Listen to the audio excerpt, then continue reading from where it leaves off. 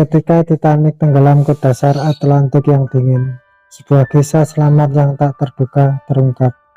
Seorang pria Jepang, satu-satunya di negaranya, selamat dari bencana yang mengguncang dunia. Namun bukan pujian yang menantinya, melainkan reaksi keras dari negeri sendiri. Kisah Masabumi Hosono, korban selamat yang terlupakan, akan segera terungkap. Tengah lautan yang tak terbatas, sebuah kapal yang dijuluki tak terkalahkan membelah gelombang, membawa harapan dan mimpi dari banyak jiwa. Di antara kerumunan penumpang ada satu wajah yang tidak dikenal banyak orang, satu cerita yang belum terungkap.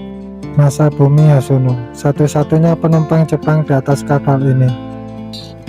Di dalam kapal, kehidupan berlangsung seperti biasanya. Pesta, tawa, dan percakapan mengisi ruang-ruang yang indah ini.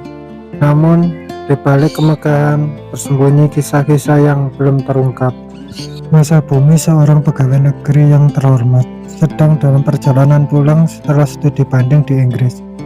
Dia menulis surat untuk keluarganya di Jepang, menceritakan pengalaman dan harapannya. Sebelum menjadi bagian dari cerita Titanic, Masabumi adalah seorang pria yang dikagumi dan dihormati. Seorang suami, seorang pekerja keras yang berdedikasi untuk negaranya.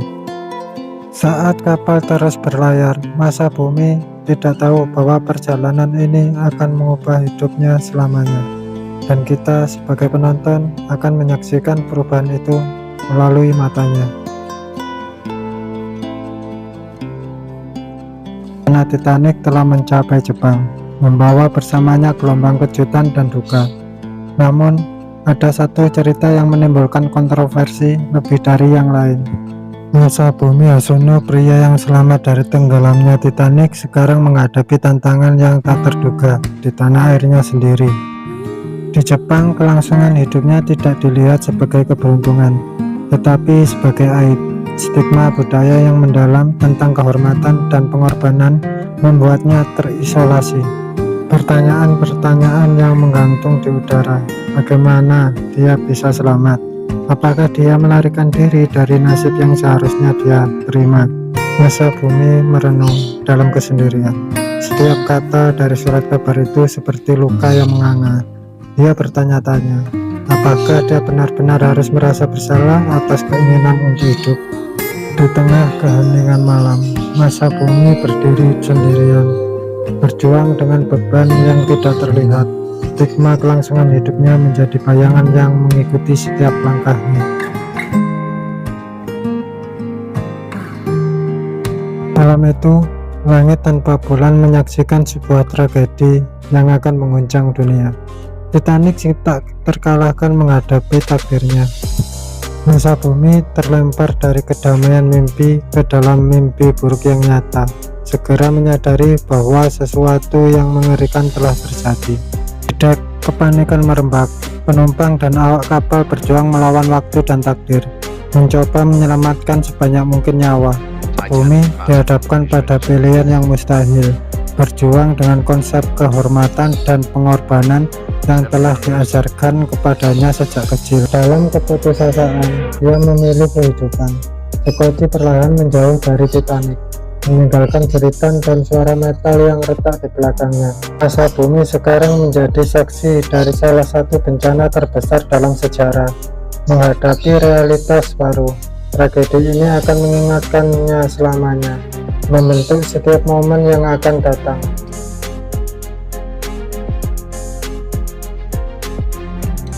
Di tengah keheningan lautan, terapung Sekoci yang menjadi saksi bisu atas tragedi yang baru saja terjadi. Di dalamnya, seorang pria yang selamat, Masabumi Hosono, duduk dalam diam, terpaku pada malam yang tak berujung. Masabumi yang kini terpisah dari kekacauan, berjuang dengan kenangan dan emosi yang bergejolak. Pertanyaan-pertanyaan yang tak terjawab dan apa jika menghantui pikirannya. Saat kapal raksasa itu menyerah pada laut, banyak cerita kepahlawanan dan pengorbanan yang terungkap.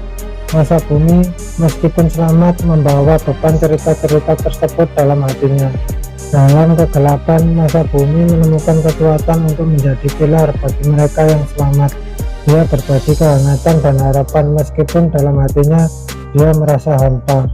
Saat sinar matahari pertama menerangi wajah-wajah yang selamat, ada perasaan lega yang bercampur dengan kesedihan.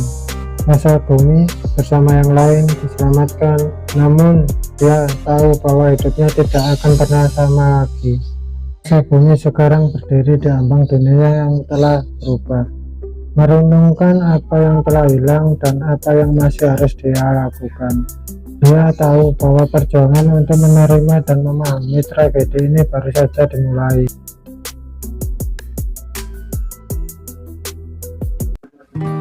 Di sebuah kantor surat kabar yang ramai di Jepang, sebuah cerita yang akan mengguncang bangsa sedang terungkap. Sebuah pengungkapan yang akan memicu api kemarahan publik. Di antara berita duka dan kepahlawanan, satu nama muncul ke permukaan, membawa dengan itu sebuah kontroversi yang tak terduga. Masa Bumi Hasono. Dengan cepat editor memutuskan untuk menerbitkan cerita tersebut, tidak menyadari bahwa tindakannya akan memicu reaksi yang luas dan mendalam. Berita tentang kelangsungan hidup Hasono menyebar seperti api. Dengan itu muncul pertanyaan tentang kehormatan dan kewajiban moral. Masa Bumi yang sebelumnya hanya berjuang dengan kenangan pribadi, ini menghadapi kemarahan publik. Setiap kata dari koran itu seperti cambuk yang menyakitkan.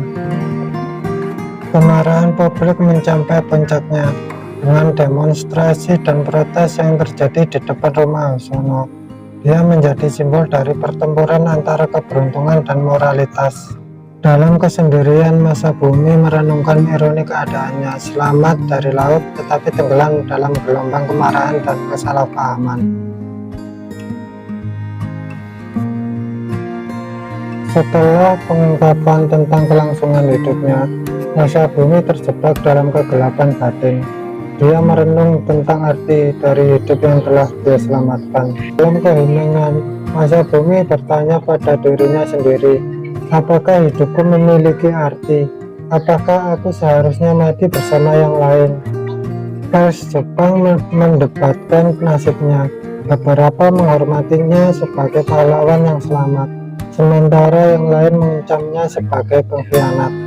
Istrinya dengan mata yang penuh cemas bertanya, apakah kita harus merasa bersalah karena hidup? Masa Bumi hanya bisa menggelengkan kepala. Di tepi laut yang gelap, Masa Bumi berbicara pada angin, aku selamat, tapi apakah aku benar-benar hidup? Dalam kegelapan batin, Masa Bumi menemukan dirinya terjebak di antara dua dunia, yang hidup dan yang mati. Pertanyaan-pertanyaan tanpa jawaban menghantuinya, dan dia tahu bahwa perjalanan ini belum berakhir.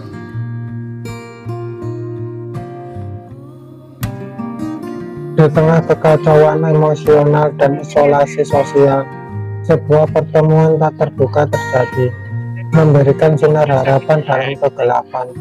Wajah yang familiar seorang teman dari masa lalu muncul di hadapannya, seorang teman yang tidak mengetahui perjuangan yang dia alami. Percakapan itu ringan namun bermakna, mengingatkan Masa Bumi tentang ikatan manusia dan kehangatan persahabatan. Teman lamanya tidak menilai atau menghakimi, sebaliknya dia menawarkan bahu untuk bersandar dan telinga untuk siap mendengar. Senyum itu meskipun sederhana adalah langkah pertama Masa Bumi menuju ke pemulihan. Dia menyadari bahwa meskipun dunia mungkin menghakiminya, masih ada mereka yang mengerti. Pertemuan itu singkat namun berdampak, memberi Masa Bumi kekuatan untuk melanjutkan. Dia tahu bahwa perjalanan menuju penerimaan dan pengampunan diri baru saja dimulai.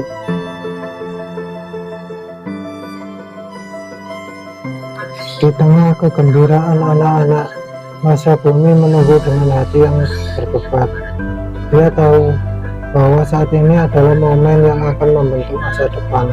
Anak-anaknya yang tidak tahu tentang tragedi Titanic melihat ayah mereka dengan mata penuh kaguman. Mereka tidak tahu bahwa dia adalah seorang pria yang selamat dari bencana besar.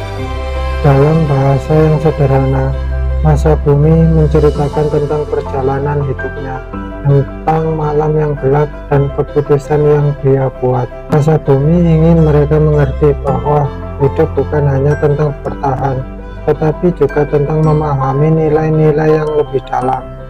Anak-anaknya yang kini tahu tentang kelangsungan hidup ayah mereka mendengarkan dengan hati yang terbuka. Mereka belajar tentang ketabahan dan arti dari setiap momen. Dalam senja yang merayap, Masa Bumi mengetahui bahwa pesan ini akan membimbing anak-anaknya dalam perjalanan hidup mereka.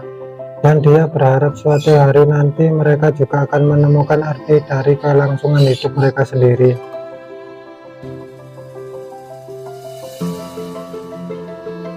Kehangatan rumah mereka, Masa Bumi dan istrinya berbagi momen keintiman, sebuah percakapan tentang masa depan yang belum tertulis. Dengan suara yang lembut namun penuh kepastian, dia bertanya, apa yang kamu impikan untuk kita, untuk masa depan kita? Masa Bumi dengan hati yang berat namun penuh harapan, berbagi visinya tentang sebuah masa depan di mana tragedi tidak lagi menentukan identitas mereka. Dalam genggaman tangan mereka menemukan kekuatan bersama, janji untuk mengatasi masa lalu dan melangkah maju dengan keberanian dan cinta. Dia berbicara tentang nilai-nilai yang ingin dia wariskan, ketabahan, pengampunan, dan kemurahan hati, tentang bagaimana mereka akan menghadapi tantangan bersama. Dalam pelukan itu, Masa Bumi dan istrinya menemukan kenyamanan. Mereka tahu bahwa apapun yang terjadi mereka akan menghadapinya bersama.